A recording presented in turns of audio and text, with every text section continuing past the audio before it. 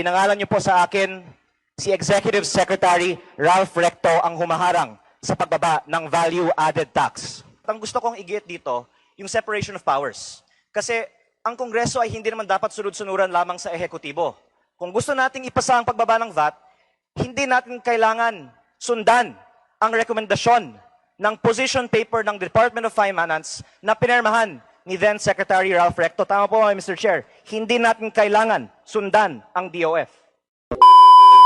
Huwag mo na isa-isahin, sayang oras mo. Si Congressman Tino, in favor. Nag-roll call voting na tayo dito, Chair. Maraming mapagkunwari dyan, ha? Wawarningan lang kita, ha? Kaya importante, Mr. Chair, roll call yung botohan natin. Hindi yung pasikreto. Tama. At dapat malaman din ng taong bayan ano ang posisyon ng Kongreso. Kasi sinisisi tayo, Mr. Chair, eh.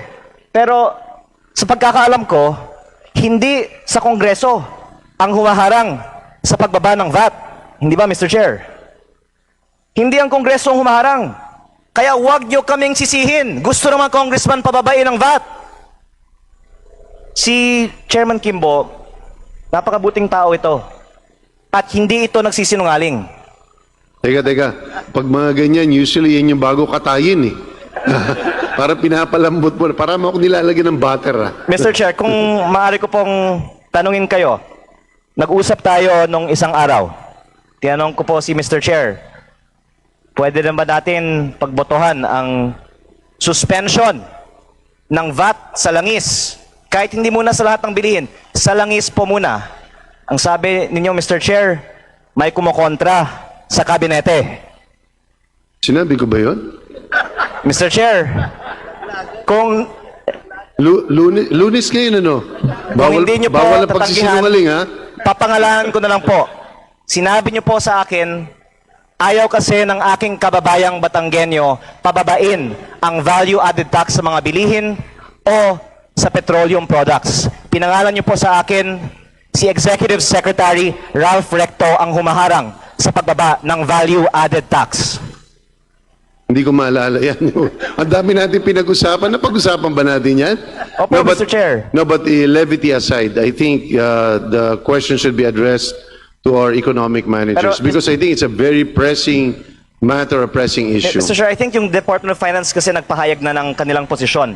Natutol nga sila sa pagbaba ng value-added tax. At ang gusto kong igit dito, yung separation of powers. Kasi ang Kongreso ay hindi naman dapat sunod-sunuran lamang sa ehekutibo. Kung gusto nating ipasa ang pagbaba ng VAT, hindi natin kailangan sundan ang rekomendasyon ng position paper ng Department of Finance na pinirmahan ni then Secretary Ralph Recto. Tama po, Mr. Chair. Hindi natin kailangan sundan ang DOF.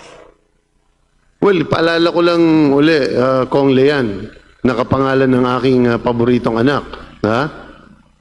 Ang Secretary ng Finance ngayon ay hindi na si... Opo, pero inamin niyo sa akin, Mr. Chair, dahil siya ay Executive Secretary, nilalalim mo lang ang aking puwagbulgar ng ating confidential na diskusyon. Sinabi ninyo sa akin, Mr. Chair, CES, hindi mo nga sinabi recto eh, CES, walang ibang ES naman, Mr. Chair, di ba? No, but in all Ay seriousness... ayaw na ibaba ang VAT. Mr. Chair, I would just like to put it on the record. Totoo ba ang sinasabi ko na nag-usap tayo tungkol sa pagtutol ni ES sa pagbaba ng VAT o hindi? Mr. Chairman, point of order. I'm sorry, gusto Ikaw ko na lang bang ginigrill? linawin. Sinusuportahan ko ang panawagan ng ating mga resource persons na pababain ang buwis sa langis. Ngunit isa't kalahating buwan na tayong nagdidiskusyon dito at kung hindi tayo mag-schedule ng botohan para pababain ang value-added tax sa aking pananaw, nag-aaksaya lang tayo ng oras dito. Kaya ayaw ko nang pahabain pa ang diskusyon. Nais ko pong talakayin na ang ating susunod na aksyon. Kung maaari ko pong tanungin ang ating butihing chairman ng Ways and Means Committee, kailan po natin pwedeng ischedule ang botohan para pababain ang value-added tax? pag-uusapan natin yan. Kasi ako gusto ko na rin, eh. So, pag-uusapan natin sa Committee on Rules and then tatapusin natin yung complete staff work. Tapos as soon as that is done, mapag-uusapan natin kaagad. Opo, nahihiya po ako kasi sa mahigit 5 cabinet members na nandito at sa daming mga undersecretary at presidents ng mga associations. Siguro, Hindi naman natin kailangan talakayin pa na kailangan natin pababain ang buwis. Lahat naman sang-ayon dito. Pati dito sa Kongreso, Mr. Chair, nag-survey ako. Wala pa akong nahanap isang kongresista na umamin sa akin na tutol sila sa pagbaba ng VAT. Tinanong ko si Manong Rufus. In favor. Si Congressman Yap. In favor. Huwag mo na isa-isain, sayang oras mo. Si Congressman Tino. In favor. Nag-roll call voting na tayo dito, Chair. Maraming mapagkunwari dyan, ha? Wawarningan lang kita, ha?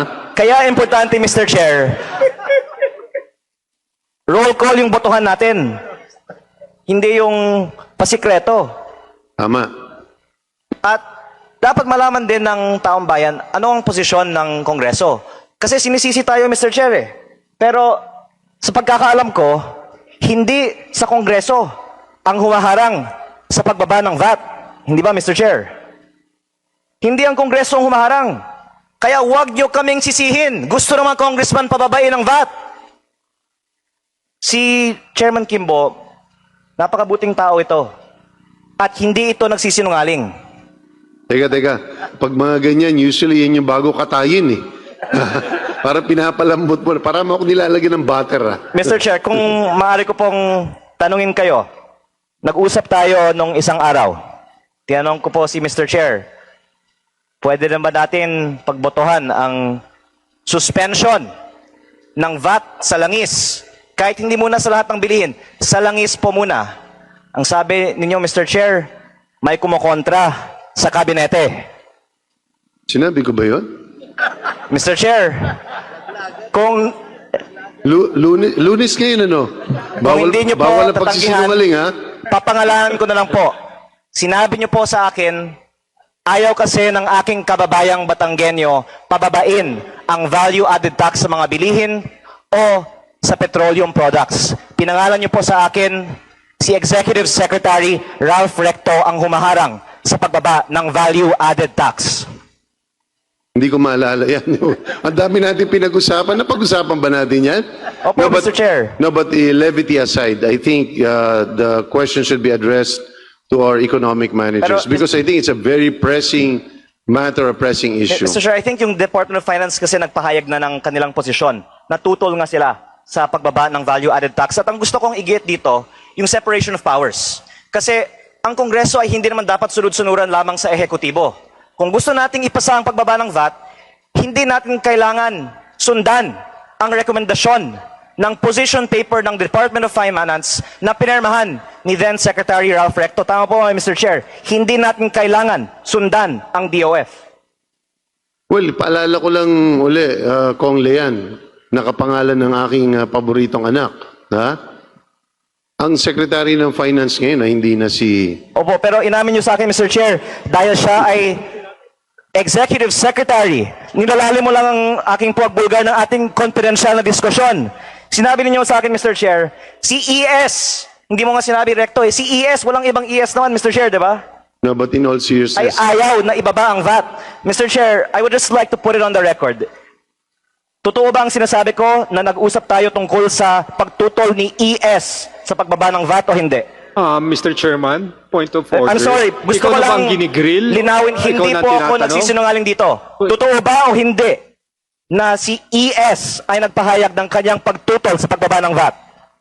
Sa pagkakaalam ko, malinaw na malinaw dito, Kong Lean, na marami sa mga cabinet members natin, hindi lang siya, all our economic managers have put their position na tutol sila sa pagbaba ng VAT. Sabi ni Secretary Balisacan last week, pabor siya. Kaya wag natin ilaglag si Secretary Balisacan. Hindi niya sinabi yun. Ang sinabi Mas niya progresibong buwis dapat. ang sinabi niya is kailangan natin balansin at makita kung ano magiging Pero ang epekto. sinabi niya, kailangan mas progresibo ang buwis. And I'm sorry that I'm discussing the approval of a measure in front of our resource persons, pero in all honesty, I find it a waste of our time to keep on listening to people recommending that we suspend taxes. Congress passed a law to suspend the excise tax on petroleum products almost a month ago. And today, we have not yet seen a suspension on diesel.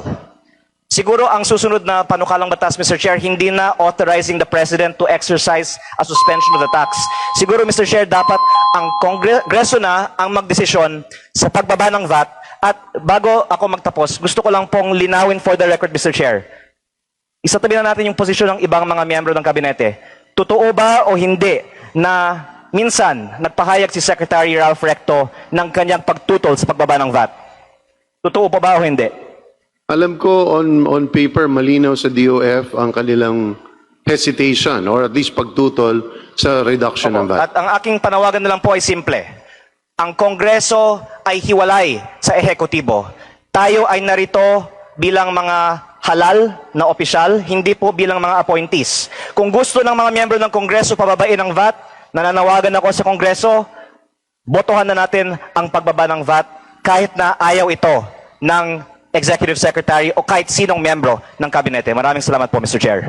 Maraming salamat, Kong Lian. Alam mo, tuwing tinatawag kita, hindi ako nagsisisi. Sana pag maglabas ka ng material dyan.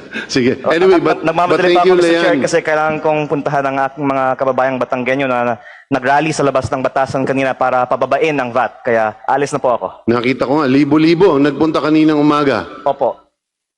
Sige. Ang mga Batanggenyo po ay gusto bumawi. Gusto natin, ang mga Batanggenyo naman ang magpababa ng value-added tax. Maraming salamat po.